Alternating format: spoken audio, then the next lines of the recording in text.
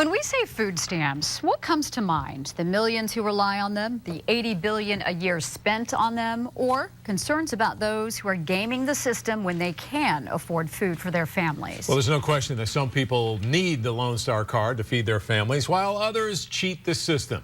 But tonight, News 4 San Antonio's Jay Avila is looking into those who may be gaming the system right here in tonight's Troubleshooter investigation. I got my Winnie's.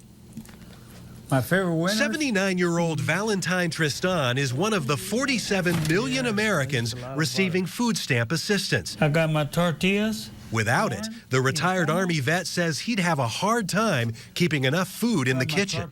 I got my Lone Star card. I buy what I need for the whole month. It sure helps a lot. But documents obtained by News 4 San Antonio show some recipients are freeloaders, taking advantage of our tax dollars. Last year, the state prosecuted 175 people in Bexar County for Lone Star card fraud. There are families who need it. But these are individuals who are, for whatever reason, really wouldn't be eligible, but are scamming the system. This woman, Sarah Thom, was indicted for allegedly underreporting her income. State investigators claim she earned as much as $5,300 a month while working as an office manager at a dental office. But still, she signed up for and received food stamp and other benefits of more than $20,000. I'm innocent until proven guilty.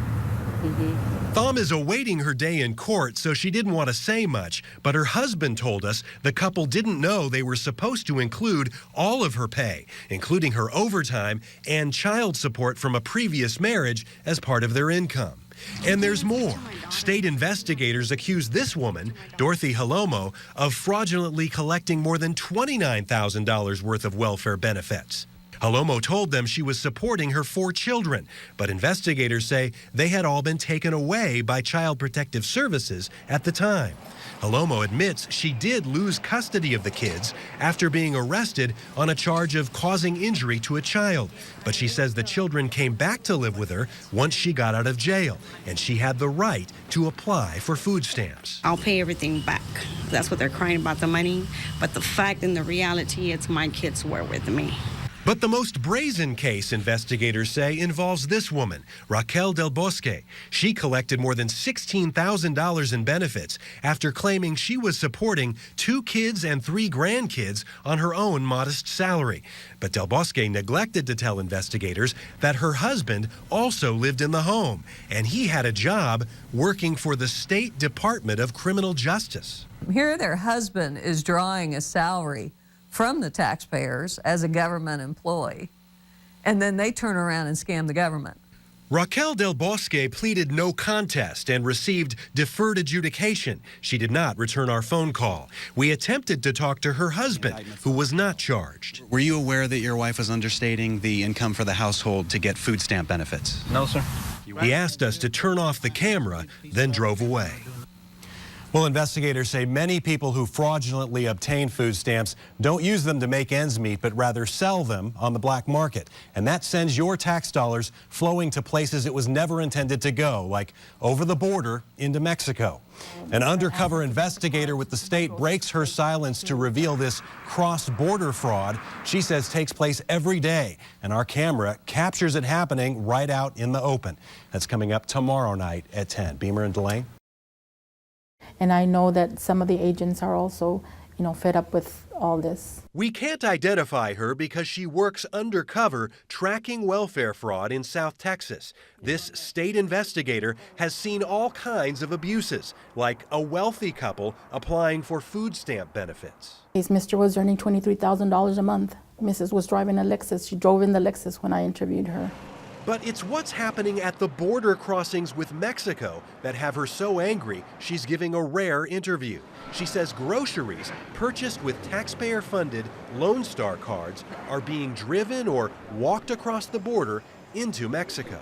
They'll buy groceries here and take them to their families in Mexico, or it turns out that these people have businesses in Mexico, small groceries or restaurants, and they'll purchase the groceries for their businesses in Mexico. How often is this happening? It's on a daily basis. The investigator shows us Lone Star, CHIP, and Medicaid cards confiscated at the border in just the past few months. You have to be living in the U.S. to get these, but she says some people sign up for benefits by giving a false address, usually a relative who lives in the States, or they just buy the cards from someone who receives food stamp benefits. There have been stops where the individual says, I purchased this card from so-and-so because she needed cash. Another way non-U.S. citizens get the Lone Star cards is through their children, like the Mexican doctor who was stopped at one of the border bridges. They asked her, why do you have this Lone Star card and Medicaid card if you live in Mexico? Well, that belongs to my children. My children were born in the U.S. and they're entitled to benefits. That investigator says this is the busiest spot for smuggling groceries across the border, the international bridge that connects Brownsville to Matamoros. She says when Customs and Border Patrol agents catch violators, they take away the Lone Star cards and she cancels them so they can't be used again. The person's visa to enter the U.S. is also canceled, but prosecuting them for welfare fraud is virtually impossible. We wanted to know how easy it is for people to take items bought with your tax money into Mexico.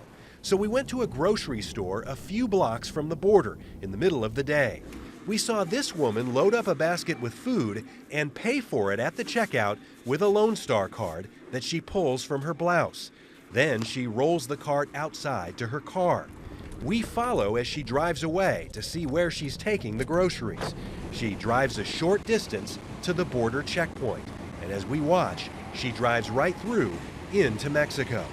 We confirmed the woman did use a Lone Star card that was issued to her, but an investigation is now underway to determine if she lives in the U.S. and why she took the groceries out of the country. They're starting to search people going into Mexico. Customs and Border Protection refused our request for an interview. The state investigator says there needs to be an aggressive response to welfare fraud at the border that's shortchanging you, the taxpayers, and those who really need assistance. It should sicken your stomach too when you see all this fraud come in because it's our tax dollars that are going to waste. In Brownsville, I'm News 4 troubleshooter Jay Avila.